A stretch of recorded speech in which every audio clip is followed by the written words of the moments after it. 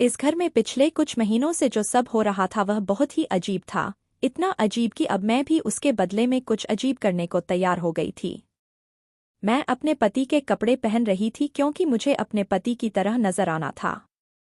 मैं ऐसा क्यों कर रही थी इसके पीछे बहुत बड़ी कहानी थी, पर मैंने अपने पति के कपड़े पहन लिए और अब मैं बिल्कुल एक मर्द लग रही थी, और वह भी अपने पति जैसा। मैंने गमछा भी अपने चेहरे पर लपेट लिया था कि मेरा मुंह नजर ना आए, और मैं उस घर के अंदर चली गई। अभी मैं घर के अंदर गई ही थी कि मैंने भारी सी आवाज में कहा, आ गया हूं मैं। और उसके बाद जो वहां पर हुआ वह देखकर मैं हैरान रह गई। वह सारी औरतें मेरी तरफ ऐसे लपकी थी कि जैसे मैं आम आदमी नहीं बल्कि कोई बहुत बड़ा हीरो हूं। और उसके बाद उन्होंने मुझे एक झूले पर बिठा दिया। मेरे आसपास बैठी एक औरत मेरे पैर दबाने लगी, तो दूसरी औरत मेरा सिर दबाने की कोशिश करने लगी, और तीसरी ने तो मेरे साथ ऐसा किया कि मेरा पूरा। मेरे पति का नाम राकेश था। वह बहुत ही रंगीन मिजाज आदमी था, लेकिन वह उन लोगों में से था जिसे खूबसूरती देखने का शौक था, लेकिन बाद में हाथ लगाने की हिम्मत नहीं करता था। बस दूर से लड़कियों को देखता था, क्योंकि बाजार में औरतों के कपड़ों की दुकान थी। पूरे दिन उसकी दुकान पर औरतें आती थीं, और उसे यह आदत पड़ गई थी। पर मुझे पता था कि वह ऐसी वैसी हरकतें करने के काबिल नहीं है। और अब हम घर बदल रहे थे। मेरे पति ने कहा कि आसपास देख लेंगे, जो घर सबसे अच्छा है उसी से ज्यादा मेल मिलाप रखेंगे। मैंने कहा कि हाँ ठीक है। पहले हम लोग किराए पर रहते थे और किराएदार की कोई मोहल्लेधारी नहीं होती, लेकिन जहाँ अपना घर होता है वहाँ पर मोहल्ले में पड़ोसियों के साथ अच्छी बात होती है तो उसका फायदा ही होता है। पर आजकल हर कोई इस काबिल नहीं होता, लोग बड़े अजीब होते हैं। मेरे पति ने कहा कि तुम अकेली रहती हो और मैं भी पूरा दिन दुकान पर होता हूँ, इसलिए किसी ना किसी से यारी दोस्ती बनानी ही पड़ेगी। हम लोग एक नए मोहल्ले में आ गए। यह मोहल्ला बहुत भरा हुआ था, यहाँ बहुत सारे घर थे और बड़ी रौनक थी। मैं भी खुश थी कि मेरा अपना घर बन गया था। मेरा पति काम बहुत अच्छी तरह से करता था, पूरे दिन दुकान पर बैठता था। मुझे उससे कोई भी मसला नहीं था। जब हम लोग यहाँ पर आए तो साथ वाले घर में एक पति पत्नी रहते थे। उसकी पत्नी बहुत अच्छी थी, उसका नाम ऋचा था। जब हम लोग घर में काम कर रहे थे तो वह मेरे लिए चाय बनाकर ले आई, और उसने कहा कि आप तो हमारे पड़ोसी हैं और सोचा कि आप शिफ्टिंग कर रहे हैं, तो मैं आपके लिए चाय बनाकर ले आई। मैंने अपने पति से कहा कि देखो कितने अच्छे लोग हैं। तो उसने कहा, नहीं इतनी भी अच्छी नहीं है, अजीब सी औरत है, वजन देखा है उसका, जैसे धरती का बोझ हो। मैंने कहा कि आपको उसके वजन से क्या है, आपने देखा नहीं, वह हमारे लिए चाय बनाकर लाई है और वही हमारी पड़ोसन है। मेरे पति ने कहा, पड़ोसी घर के सामने वाले भी होते हैं, रुको मैं किसी बहाने से उनके घर जाता हूँ, देख कर आता हूँ कि घर में कौन है। मैं हैरान थी कि मेरे पति को क्या हो गया। सब लोग कहते थे कि इस आदमी से शादी ना करो, औरतों की चीजों की दुकान बनाकर बैठा है, इसका दिमाग भी किसी औरत से कम नहीं होगा। मुझे उस वक्त तो इस बात पर गुस्सा आता था, लेकिन बाद में मुझे पता चला कि हाँ ऐसा ही था। मेरा पति मेरे सारे मामलों में बोलता था। अगर मैं अपनी मर्जी से कोई साड़ी पहन लेती तो कहता था, नहीं यह अच्छी नहीं लग रही, इसके साथ दूसरा वाला ब्लाउज पहन कर आओ, इसके साथ दूसरा जूता पहन लो। मुझे उसका हर मामले में बोलना अच्छा नहीं लगता था। मर्द इस तरह की हरकतें करें तो बिल्कुल अच्छा नहीं लगता था। ऊपर से हमारे यहाँ अभी तक कोई संतान भी नहीं हुई थी, और सब लोग मेरे पति पर ही शक करते थे और बातें करते थे। वे कहते थे कि यह बच्चा पैदा करने के काबिल नहीं है, इसका इलाज क्यों नहीं करवाती। मुंह पर तो कोई नहीं कहता था, लेकिन पीठ पीछे बातें सुनने को मिलती थी तो बहुत बुरा लगता था। मेरा पति ना सिर्फ औरतों के कपड़े बेचता, बल्कि कभी कभी उनको खुद भी साड़ी पहनकर दिखाता था कि यह देखो आंटी जी, यह देखो यह क्या है, क्या सामान आया है, इस तरह की बातें करता था। ठीक है, उसका काम था, और माल बेचने के लिए ग्राहक को खुश करना पड़ता है, ना जाने क्या क्या करना पड़ता है। लेकिन फिर भी जो लोग इस काम को नहीं समझते उनको यह सब कुछ अजीब लगता है। मेरे घर वालों को भी यह सब कुछ बहुत अजीब लगता था। वही बात हुई जो उसने सामने वालों के घर में ही दोस्ती यारी लगाने की ठान ली थी। उसने कहा, एक आंटी रहती है, बहुत अच्छी औरत है। मैंने कहा, अच्छी औरत है, पानी तक तो पूछा नहीं, और तुम वहां पर 2 घंटे बिता करके आ गए। अच्छी औरत होती तो हमारा थोड़ा सा ख्याल करती, जैसे साथ वाली हमारे लिए चाय लेकर आई है। उसने कहा, हाँ, यह बात तो तुम ठीक कह रही हो। खैर, रात हो गई, अब हम लोग इतना थक गए थे तो मैंने कहा, मैं तो खाना नहीं बना सकती, कुछ ऑर्डर कर लो। लेकिन पहले ही इस शिफ्टिंग में इतने पैसे लग रहे थे कि ऑर्डर करने का दिल नहीं कर रहा था। थोड़ी देर बाद देखा तो सामने वाली आंटी हमारे लिए खाना बनाकर ले आई। उसके साथ उसकी एक बेटी भी थी। उन्होंने हाथ में इतना खाना उठा रखा था कि जैसे शादी का खाना है हमारे लिए। शाही पनीर, दाल मखनी, चावल, रोटियां, पराठे, यहाँ तक के थर्मस में गरम गरम चाय भी डाल रखी थी, और उसके साथ खाने के लिए नमकीन और बिस्कुट भी। वह सब कुछ हमारे पास रख के चली गई और कहा, आप लोग थक गए होंगे, आराम से खा लीजिएगा, चाय भी पी लीजिएगा। अब मेरे पति ने मेरी तरफ देखा और कहा, तुम्हें तो लोगों की पहचान ही नहीं है। एक औरत तुम्हारे लिए खाली चाय बनाकर लाई तो तुम उसको ही बहुत अच्छा समझ रही थी। यह देखो, ऐसे व्यवहार रखा जाता है लोगों के साथ, ऐसे होते हैं खानदानी लोग। इतना सारा खाना अगर हम लोग बाहर से ऑर्डर करते तो हमारे कितने पैसे लग जाते। अरे, यह खाना तो हम कल भी खा लेंगे। मेरे पति ने खाना निकालना शुरू कर दिया, और वह खाना बहुत ज्यादा स्वादिष्ट था। वह कहते हैं ना, पुरानी आंटी होती है, उनके हाथ में बहुत स्वाद होता है, और ऐसा ही था। खाना तो वाकई बहुत मज़ेदार था। मैं भी चुप हो गई। मैंने कहा, हाँ, ठीक कह रहे हो तुम, लेकिन मुझे वह आंटी ज्यादा अच्छी नहीं लगी थी। पहले ही दिन हमारे लिए इतना कुछ कर रही थी, पता नहीं हमसे किस परिणाम की उम्मीद लगाकर बैठी थी।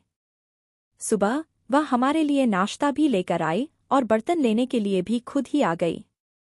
अब यह कुछ ज्यादा ही हो रहा था। मैंने उनको कहा, आप इतना नहीं करें। तो उसने कहा, आप तो हमारे पड़ोसी हो, आप लोगों ने यह घर ले लिया है, और हमारे घर में ना कोई मर्द नहीं है।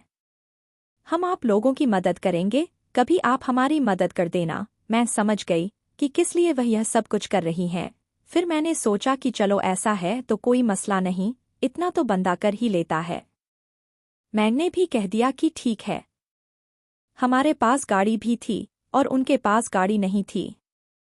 उन्होंने सोचा होगा कि कभी कहीं जाना होगा तो हमारी गाड़ी उनके काम आ जाएगी। पति था, गाड़ी में छोड़ आएगा, लेकिन यह तो बाद की बात है।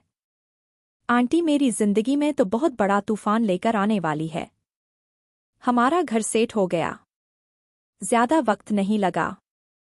हम लोगों ने बड़ी अच्छी तरह से शिफ्टिंग की थी। चीजों को बहुत तरीके से रखा था, जो चीजें पुरानी थीं उनको वहीं पर छोड़ दिया था। मेरा घर सेट हो गया था। मैं बहुत खुश थी। अब मैंने पूजा रखनी थी और उसकी तैयारियों में लगी थी। इसमें भी उस आंटी ने, उसकी बेटियों ने बहुत साथ दिया। जब मैं उनको पूजा में आमंत्रित करने गई तो मुझे यह पता चला कि उसके घर में तो बेटियां ही थीं। उसकी जो बेटियां थीं सभी खूबसूरत, दुबली पतली, एक ही उम्र की लगती थीं।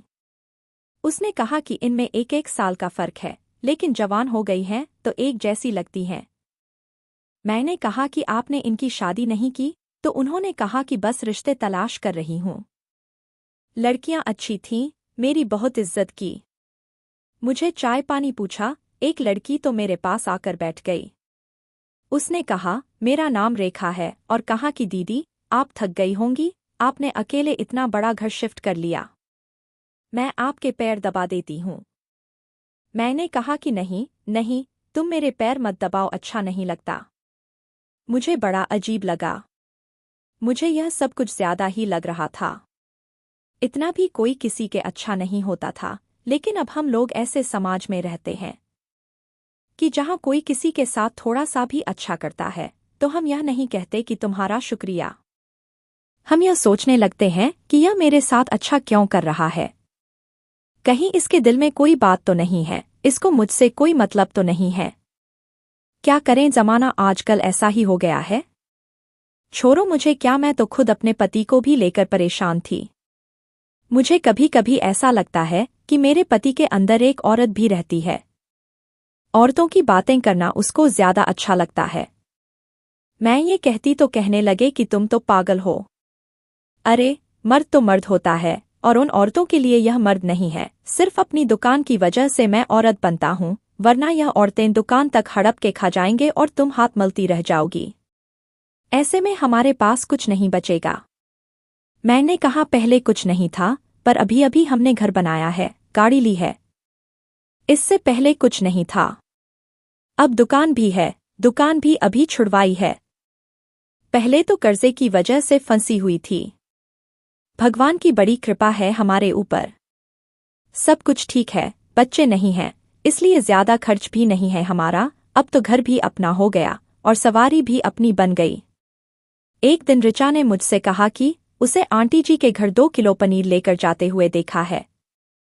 तुमने मंगवाया था क्या उससे पनीर? मैंने कहा कि नहीं, मैं तो पनीर ज्यादा चाव से नहीं खाती हूँ। मैंने तो नहीं मंगवाया था। उसने कहा कि फिर आंटी जी ने मंगवाया होगा, उनके घर में पनीर लेकर जा रहा था। मैंने कहा कि हो सकता है आंटी जी ने उसे पैसे दिए हों, तो उसने कहा कि वह किसी को पैसे नहीं देती। किराने वाले के पास जाकर पूछो, इनका घर कर्जे पर चल रहा है। वह बेचारा उनके दरवाजे के आगे आकर एक दफा बातें भी सुना कर गया है।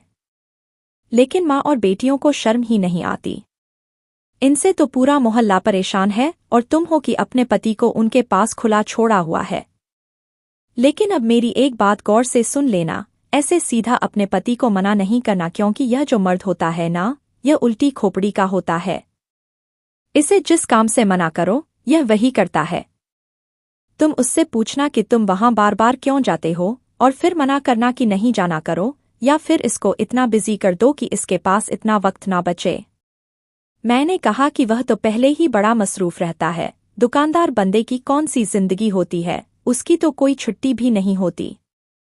तो वह कहने लगी कि अगर फिर भी वह अपना कारोबार छोड़कर इन लोगों के पास आता है, तो इसका मतलब कि बात तो पहले ही आगे निकल चुकी है। अब तुम क्या बचा लोगी? मैंने कहा कि ऐसी बातें नहीं करो। उसने कहा कि मेरी मानो बहन, अपने पति को बचा लो। तुमने आजकल के ड्रामा फिल्मों में नहीं देखा यह सब कुछ कितना हो रहा है? मैं उसके पास बैठ गई, मेरा तो सर चकराने लगा था। बातें तो उसकी सारी ठीक थी। रात में तो मैंने अपने पति से बात करने की कोशिश की। मैंने कहा कि यह बार बार सामने वाली आंटी के घर क्यों चले जाते हैं, और आप मुझे बताते भी नहीं हैं। पूछती हूं तो गुस्सा हो जाते हैं। उसने कहा कि मैं बार बार नहीं जाता, उनको काम होता है तो वह बुला लेती है। मैंने कहा कि अगर उनके इतने काम हैं, तो वह काम पर किसी आदमी को क्यों नहीं रख लेती? इस घर में भी कुछ काम रहते हैं जो अभी नहीं हुए। अपने घर के काम तो आपने कभी नहीं किए। इस बात पर मेरा पति गुस्सा करने लगा और आज मुझसे इस तरह से बोलने लगा जैसे आज तक नहीं बोला था। मैं तो हैरान थी कि इसके अंदर इतना गुस्सा कहाँ से आ गया। उसने कहा कि सारा घर तो बदल कर दिया है, तुम अभी भी कहती हो कि मैं काम नहीं करता। मैंने कहा कि अच्छा, गुस्सा ना करें। मुझे तो उससे डर लगने लगा था, क्योंकि इससे पहले वह कभी भी इस तरह से मुझ पर चिल्लाया नहीं था। लेकिन मैं उसे रोक नहीं पा रही थी। वह सामने वालों के घर जाता था, बार बार जाता था, उनके लिए चीजें भी लेकर जाता था। वह भी बार बार उसे फोन करके बुलाती थी। एक दिन मैं चली गई और सोचा कि आज सीधा जाकर कह दूंगी कि मेरे पति को ना बुलाएं। पर जैसे ही मैं अंदर गई, तो उन लोगों ने मेरी इतनी सेवा की कि मैं हैरान रह गई। एक लड़की ने देखा कि मेरे पांवों पर मिट्टी लगी हुई है, तो उसने मेरे पांवों की मालिश शुरू कर दी। दूसरी ने मेरे लिए चाय बना ली, तीसरी ने हलवा बना लिया और एक ने कहा, दीदी, आपका सर दबा देती हूँ, आप बहुत थकी हुई लग रही हैं। अकेली रहती हैं, आपके बाल खराब हो रहे हैं, किसी ने कभी आपके सर में तेल नहीं लगाया। मैं लेट गई। उन्होंने मेरी इतनी सेवा की कि मैं जो बात करने गई थी, वह कर ही नहीं पाई। मुझे मौका ही नहीं मिला। मैं उनसे कुछ बोल ही नहीं पाई और वहां से वापस आ गई। लेकिन रात को मैं यह सोचने लगी कि अगर यह लोग मेरी इतनी सेवा करते हैं, तो मैं कुछ नहीं बोल ही नहीं पाई, तो इसका मतलब है कि यह मेरे पति के साथ भी ऐसा ही करती होंगी। तभी वह बार बार वहां जाता है। रात हुई तो मैंने सोचा कि पति की सेवा खुद ही कर लेनी चाहिए। वैसे भी यह मेरा धर्म है, यह नहीं हो कि उसे वहां जाना पड़े। मैंने कहा, मैं आपके पैरों की मालिश कर दूं, तो उसने कहा तुम्हें आज यह ख्याल कैसे आया? मैंने कहा मुझे ख्याल नहीं आएगा तो किसको आएगा? मैं पत्नी हूँ, आपकी सेवा करना मेरा ही काम है ना। उसने कहा लेकिन मेरे पैरों में दर्द नहीं है। फिर मैं कौन सा काम करती हूँ जिससे मेरे पैरों में दर्द हो जाए? मैंने कहा तो फिर सर में तेल लगा दूं। सर में तेल नहीं लगाना, नहीं तो सुबह मुझे बाल धोने पड़ेंगे। मुझे जल्दी जाना है। मैंने कहा तो फिर हाथों पर लगा दूं। तो उसने कहा हाथों में कौन तेल लगाता है, क्या हो गया है तुम्हें? मैंने कहा बस मुझे आपकी सेवा करनी है, मैं आपसे बहुत प्रेम करती हूँ। तो मेरा पति कहने लगा मुझे पता है, फिर तुम्हारा साथ होकर मुझे कहीं जाने की जरूरत है। तो मैंने कहा फिर पता है तो मेरी बात क्यों नहीं मान लेते? मैं थोड़ा सा अच्छे से पेश आने की कोशिश कर रही थी, पर मेरा पति मेरी बातें सुनते ही सो गए। सुबह मैंने यह बात अपनी पड़ोसन को बता दी। उसने फिर से मेरे कान भरे और कहा, अपने पति को उस घर में नहीं जाने दो, जाकर उन लोगों से बात करो, झगड़ा करो, उससे लड़ाई करो। लेकिन जैसे ही मैं झगड़ा करने जाती थी, वह लोग मेरी सेवा करके मुझे बिल्कुल चुप करवा देते थे। लेकिन मेरा पति वहां बार बार क्यों जाता था और फिर बहाने भी करता था। अब मैंने सोच लिया था कि मुझे कुछ और ही सोचना होगा। मुझे किसी तरह यह देखना होगा कि जब मेरा पति वहां जाता है तो क्या करता है, क्योंकि एक तो वहां जाता है तो 2 घंटे तक वहीं बैठ जाता था, लेकिन यह काम किसी सीधे तरीके से नहीं होता। मुझे एक प्लान की जरूरत थी। मैंने अपने पति से कह दिया कि मुझे कुछ रुपयों की जरूरत है, मैंने कोई सामान लेना है। उसने कहा कि घर का सामान तो हम ले आए थे और कपड़े के लिए तुम मेरी दुकान पर जाते हैं, और कौन सा सामान लेना है? मैंने कहा क्यों, कपड़ों के अलावा और कोई चीज नहीं होती। मैं दिल ही दिल में सोच रही थी कि आज मुझसे सवाल क्यों कर रहा है। पहले तो मैं इससे पैसे मांगती थी तो फौरन पैसे निकाल कर मुझे देता था। मैंने कहा कुछ पैसे चाहिए और भी चीजें हैं। उसने कहा कि अभी मेरे पास पैसे नहीं हैं।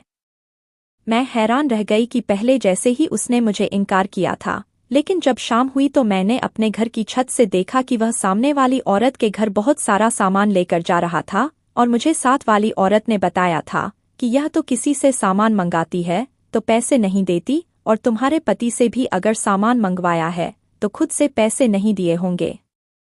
मुझे बहुत गुस्सा आया कि मेरे पास मेरे पति के लिए पैसे नहीं थे और उनके लिए पैसे हैं, और अब सामान लेकर जा रहा है। और फिर मुझे इस बात पर यकीन था। मैंने उससे पूछा सामने वाली औरत थी, तो उसने कह दिया कि नहीं, कुछ नहीं मंगवाया था, वह मुझसे क्यों कोई चीज मंगवाएगा, मैं क्या उनका नौकर हूँ? सामने तो मार्केट है जहां से ले सकते हैं। मैंने कहा फिर इतनी देर वहां बैठकर क्या करते रहते हो? तो कहने लगा कि मैं तो कुछ भी नहीं करता। तो वह बदल के कहने लगा था उनको कोई मशवरा चाहिए था, तो मैंने मशवरा दे दिया। बेटी के मामले की बात थी ना, इसलिए। मैंने कहा अच्छा। दिल ही दिल में सोच रही थी कि तुम क्या खिचड़ी पका रहे हो, उसके बारे में मुझे पता चल गया है। मेरे पति का कपड़े पहनने का तरीका एक अलग सा ही था, क्योंकि वह दुकानदार बंदा था। सलवार सूट ही पहनता था और गले में एक गमछा भी डालकर रखता था, जिससे वह गर्मी में अपना मुंह साफ कर लिया करता था। कभी कभी उसी से अपना सर भी बांध लेता था। मैंने सोच लिया कि मुझे कोई प्लान बनाना पड़ेगा। एक दिन मेरे पति ने कहा कि आज मैं शहर से बाहर जा रहा हूं, माल खरीदने हैं। वह माल खरीदने के लिए अक्सर दूर ही जाया करता था। उस दिन वह घर पर नहीं था और मैंने क्या किया कि उसके कपड़े में से ऐसे कपड़े निकाले जिसमें मैं उसके जैसी लगूं। ऐसा जोड़ा जो वह बार बार पहनता था, और सर पर टोपी पहन ली और गमछा के साथ अपना चेहरा छुपा लिया।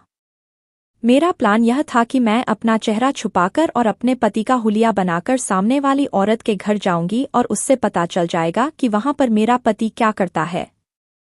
और अगर बाद में उनको पता चल भी गया तो मुझे कोई परवाह नहीं, मेरे कौन से अपने रिश्तेदार हैं। कह दूंगी कि मैं तो मजाक कर रही थी। मैंने ऐसा ही करना था, लेकिन मुझे थोड़ा डर भी लग रहा था और मैं थोड़ी परेशान भी हो रही थी। सोचा कि साथ वाली ऋचा को बता देती हूँ, वह मेरी थोड़ी मदद कर देगी। हो सके तो उसे भी अपने साथ ले जाती हूँ। लेकिन जब पता किया तो पता चला कि वह घर पर नहीं थी। यह सामने वाली औरत की बेटियां तो थी ही बड़ी अजीब सी।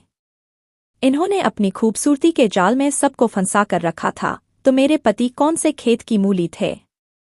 मेरे पति भी बहुत जल्दी फिसल जाने वालों में से थे, और इनको कोई शर्म नहीं थी अपनी बेटियों को ऐसे कहने में कि जो मर्जी करो, जिसको मर्जी अपनी बातों में लगाओ, पटाओ और उससे पैसे लो, घर के सामान मंगवाओ। उतनी बुरी शिक्षा दे रही थी उनको। ऐसी औरतें पूरे समाज में सबका नाम बदनाम करती हैं, और इनको जरा भी शर्म नहीं। मेरे पति को अपनी बातों में लगा लिया था। आज इन औरतों ने मेरे हाथ से बचना नहीं था। अगर मुझे पता चल जाता कि वहां पर कुछ फालतू हो रहा है, कोई उल्टा सीधा काम हो रहा है, तो मैंने किसी का भी लिहाज नहीं करना था। जो मेरे दिल में आता मैंने बोल देना था। मैं बहुत ज्यादा गुस्से में थी। अकेले जाते हुए डर रही थी, लेकिन अब मुझे अकेले ही जाना था, क्योंकि ऋचा तो घर पर ही नहीं थी, इसीलिए मुझे खुद ही जाना था। काम थोड़ा मुश्किल था, पर करना तो था ही। तो मैं रात के समय घर गई और अकेले काम करते हुए मैंने ऐसा किया कि पहले से ही बिजली बंद कर दी, ताकि वह लोग मुझ में ज्यादा ध्यान नहीं करें। जैसे ही मैंने घर में पाँव रखा तो आंटी जी ने कहा, आ गया तू राकेश बेटा, देख अचानक से बिजली को क्या हो गया। आजा इधर मेरे पास बैठ जा। मैं जाकर बैठी थी कि उसकी सारी बेटियां मेरे आसपास बैठ गई थीं। एक बेटी तो पैरों में बैठ गई और एक ने मेरा बाजू पकड़ लिया। और फिर उसके बाद जो हुआ वो देखकर तो मेरी आंखों में आंसू ही आ गए। मुझे ऐसा लगने लगा कि जैसे मैं इस दुनिया की सबसे ज्यादा बुरी और सबसे ज्यादा गलत सोचने वाली औरत हूं, और मेरे दिमाग में बहुत ज्यादा गंदगी भरी है, क्योंकि जो मैंने सोचा ऐसा कुछ भी नहीं था। वह कहने लगी, भैया भैया आपके लिए चाय लेकर आए हैं। भैया आपने हमारा वह काम कर दिया क्या? भैया आप कैसे हैं? अरे आप आज इतनी कमजोर क्यों लग रहे हैं? यह लाइट कैसे बंद हो गई? उनकी जुबान न तो भाई भाई बोलते हुए रुक रही थी। मैंने बहाना किया, 1 मिनट में लाइट देख कर आता हूँ, और जल्दी जल्दी उठकर वहां से घर आ गई। ऐसे कैसे भूल गई कि इन बेचारों का कोई भाई नहीं था और इस औरत का कोई बेटा नहीं था। इसीलिए शायद उन्होंने मेरे पति को ही अपना बेटा और भाई समझ लिया था, वरना वह ऐसा क्यों कहती। मैं वापस नहीं गई। वह लोग मुझे बुलाने के लिए आई और कहा कि राकेश भैया है। तो मैंने कहा कि नहीं, वह घर पर नहीं है। पहले थे लेकिन चले गए हैं। कहने लगी, पता नहीं दीदी क्या हुआ है, लाइट खराब हो गई। मैंने कहा कि ठीक हो जाएगी। फिर मैंने खुद ही जाकर लाइट का बटन भी ठीक कर दिया, लेकिन मुझे बहुत बुरा लग रहा था। इसीलिए जब मेरा पति घर पर आया तो मैंने उसको सब कुछ बता दिया और मैंने रोना शुरू कर दिया। वह भी हैरान रह गया। उसने कहा कि नीतू, मुझे नहीं पता था कि तुम इतना ज्यादा सोचोगी, लेकिन उन्होंने मुझे अपना भाई बना लिया। क्योंकि उनका कोई भाई नहीं था, वह सब बहुत अच्छी हैं। मैं तो सिर्फ उनकी मदद कर रहा था, उनके घर के काम कर लेता था, उनको कोई चीज लाकर दे देता था मार्केट से और मेरी दुकान से भी। उनकी बड़ी बेटी की शादी होने वाली है, इसीलिए आंटी मुझसे मशवरा करती थी। मुझे नहीं पता था कि तुम इतनी परेशान थी। अगर तुम्हें ज्यादा परेशानी थी तो तुम्हें मुझसे बात करनी चाहिए थी ना। मैंने कहा, जी हाँ, लेकिन मैंने ऋचा से बात की थी और ऋचा ने तो मुझे इन लोगों के बारे में बहुत गलत बताया था। बाद में एक ऐसी बात पता चली जब मैं भी हैरान रह गई, क्योंकि ऋचा ने अपने भाई के लिए इनकी बड़ी बेटी का रिश्ता मांगा था, लेकिन इन लोगों ने मना कर दिया था। क्योंकि ऋचा का भाई शराबी था, तब से वह उनकी दुश्मन हो गई थी और उनको पूरे मोहल्ले में बदनाम करती फिर रही थी। यह सुनकर तो मैं हैरान रह गई। मेरे पति ने ठीक कहा था कि वह अच्छी नहीं है। उसने पहले दिन ही कुछ बातें देख ली थी। मैं तो ऐसा सोचती थी कि मेरा पति उसे बुरा कह रहे हैं, लेकिन सचमुच बुरी थी जो किसी की बेटियों को इस तरह से बदनाम कर रही थी। अच्छी कैसे हो सकती थी? वह लड़कियां बहुत अच्छी थी। तभी तो जब मैं चाहती थी तो वह मेरी इतनी सेवा करती थी। अगर वह मेरे पति के साथ बुरी होती तो फिर मेरी इतनी सेवा क्यों करती? उसके बाद ही रक्षाबंधन आया। उन सब ने मेरे पति को राखी बांधी और मेरे पति ने उन सब को तोहफा भी दिया था। उसके बाद से हम लोग एक परिवार की तरह रहते थे। आहिस्ता आहिस्ता उनकी शादियां भी होने लगी। शादी में सारा सामान मेरे पति की दुकान से ही लिया था। इस तरह हमें फायदा भी हो रहा था और उन लोगों को भी हमारा फायदा था। जब मेरे यहाँ संतान हुई तो आंटी जी ने बहुत ख्याल किया। उन्होंने ही बच्चे को संभाला। मैं तो इतनी ज्यादा बीमार हो गई थी कि मुझसे उठा नहीं जा रहा था। अगर आंटी जी और उनकी बेटियां नहीं होती तो पता नहीं मेरा क्या होता। अपने भी साथ छोड़ गए, लेकिन परायों ने साथ दिया। मेरे घर को साफ किया, मेरे पति के लिए खाना बनाया, मेरे बच्चे का ख्याल किया, मेरा ख्याल किया। आंटी जी के पास बड़े बड़े नुस्खे थे। उन्होंने मुझे इतना प्रेम दिया, इतना ख्याल किया कि मैं बहुत जल्दी ठीक हो गई। अगर मेरी मर होती तो शायद वह भी इसी तरह मेरा ख्याल रखती। ऋचा के साथ मैंने दोबारा कोई दोस्ती यारी नहीं रखी, बस दूर से ही हेलो हाय कर लेती थी। उसको भी पता चल गया था कि मुझे पता चल गया है कि वह क्या सोचती है, और वह मेरे जरिए लोगों को नुकसान पहुंचाना चाहती थी। यह तो शुक्र है कि मेरे पति ने मुझे सारी बात बता दी। दोस्तों, वीडियो कैसा लगा कमेंट करके ज़रूर बताएं। वीडियो को लाइक और चैनल को सब्सक्राइब ज़रूर कर दें। धन्यवाद दोस्तों।